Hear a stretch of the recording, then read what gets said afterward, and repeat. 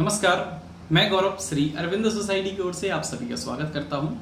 हमारे कार्यक्रम शिक्षा में शून्य निवेश नवाचार ZIAEI के अंतर्गत एक रोचक नवाचार के बारे में आपसे विस्तार से चर्चा करूंगा। हम इस वीडियो में ये जानने का प्रयास करेंगे कि किस प्रकार से इस पाठ की विषय वस्तु को विद्यार्थियों को बहुत ही रोचक तरीके से समझाने और दोहराने के लिए उपयोगी है। हम आशा करते हैं कि आप इस वीडियो को देखकर अपनी कक्षा में और अपने विद्यालय में इस नवाचार को जरूर क्रियान्वित करें। आज हम उत्तर प्रदेश बोर्ड की हिंदी पाठ्य पुस्तक कक्षा 3 से पाठ क्रमांक 8 पशु पक्षियों का आवास पाठ को लेके आए हैं। बहुत ही अच्छा और रोचक पाठ है जिसमें कि विभिन्न प्रकार के पशु पक्षियों के बारे में और वो कहाँ रहते हैं उनके आवास के बारे में बताने का प्रयास किया जा रहा है।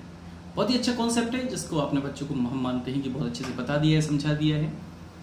आप एक प्रक्रिया है जो हमेशा ही करते हैं, वो है गृह कार्य की। बच्चों को गृह कार्य देते हैं, बच्चे घर जाकर उसको गृह कार्य को करके लेके आते हैं। लेकिन कभी कभी होता है कि बच्चों को गृह कार्य करना अच्छा नहीं लगता है। अच्छा नहीं लगता है यानी कि बच्चों को नीरस भी लगता होगा। तो क्यों ना हम गृह कार्य को थोड़ा और रोचक बनाएं जिससे कि बच्चों को गृह कार्य करना और भी ज़्यादा अच्छा लगने लगे, बच्चे और भी ज़्यादा रोचकता से उस गृह कार्य को करें।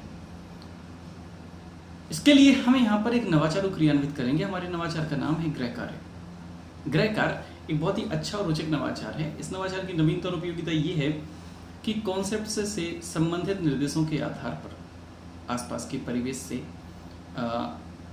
अनुभव करते हुए विद्यार्थियों का गृह कार्य करवाया जाता है। साथ ही पढ़ाए गए कॉन्सेप्ट को वर्तमान परिवेश से जोड़ते हुए बच्चों में बेहतर समझ विकसित की जाती है। साथ ही बच्चों का आत्मविश्वास बढ़ता है, उनकी अभिव्यक्ति की क्षमता का विकास होता है और बच्चों का पुनः अध्ययन भी होता है। इस नवाचार क्रियान्वयन के लिए 30 मिनट की समय अवधि निर्धारित की गई है, बाकी बच्चों की संख्या पर डिपेंड करता है। और इस नवाचार में पूर्व प्रबंधन में हमें बच्चों की कक्षा में संख्या के आधार पर पशु पक्षियों का आवास पाठ से संबंधित कुछ तालिका की प्रति लानी होगी। इस नवाचार में पुनः अध्ययन की प्रक्रिया में हम बच्चों को पशु पक्षियों के विभिन्न प्रकार के आवासों की जानकारी के बारे में बताएंगे। इस नवाचार में हम क्रियान्वयन प्रक्रिया पर चलते हैं।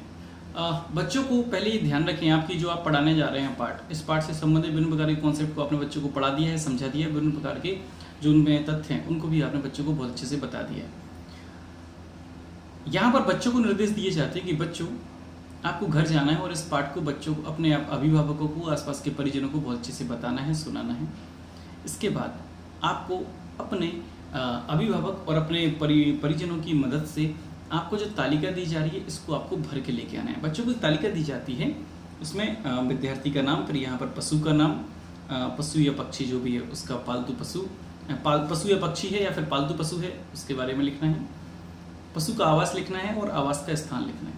मान लीजिए पहले पे लिखा है घोड़ा, तो पशु का नाम घोड़ा आ जाएगा। पशु या पक्षी है या पालतू पशु है तो क्या पालतू पशु है, उसका आवास क्या है अस्तबल, और आवास का स्थान क्या है घर के पीछे। इस प्रकार से बच्चे अपने अभिभावक की मदद से और अपने आसपास के परिजनों की मदद से इस को भर के लेके आते हैं तालिका को। और शिक्षक अभिभावक इस बात का विशेष ध्यान रखें कि बच्चों को पशु पक्षियों के आवास या अस्तबल के या उनके रहने के स्थान के बारे में बताने पर विशेष जोर दिया जाए। साथ ही बच्चों को कहा जाए कि इस तालिका को आपको भर के लेके कक्षा तक जाना है। बच्चों को बताया जाता है कि जब अगले दिन कक्षा में इस तालिका को लेके आएंगे तो आपको इस पाठ से संबंधित विभिन्न प्रकार के कॉन्सेप्ट की जानकारी को दोहराया जाएगा। साथ ही आप भी इस पाठ से संबंधित जो तालिका बनाकर लाए हैं अपने अभिभावक और परिजनों की मदद से उस तालिका को आप सभी बच्चों के सामने बताएंगे। बच्चे उसको पढ़ के सुनाते हैं, इससे बच्चों का ही पाठ का पुनःअध्ययन होता है और जो बच्चे और सुन रहे हैं उनका ही पुनःअध्ययन होता है। तो बहुत ही अच्छी प्रक्रिया है और इस प्रकार देखा जाता है कि गृह कार्य नवाचार की मदद से पशु पक्षियों का आवास पाठ का पुनःअध्ययन बहुत अच्छे से किया जाता है, बच्चों को बहुत ही ज़्यादा रोचक लगता है। तो आप भी इस नवाचार को अपने विद्यालय में जरूर क्रियान्वित करें। ऐसे ही दिलचस्प वीडियो हम आप तक लाते रहेंगे। ZIAEI के यूट्यूब चैनल को जरूर सब्सक्राइब करें और अगर आप मुझे फेसबुक पर लाइव देख रहे हैं तो ZIAEI के फेसबुक पेज को भी लाइक करें। नीचे दिए गए लिंक पर क्लिक करके अपने वीडियो पाठशाला ऐप को भी इंस्टॉल कर सकते हैं। आपका बहुत बहुत धन्यवाद।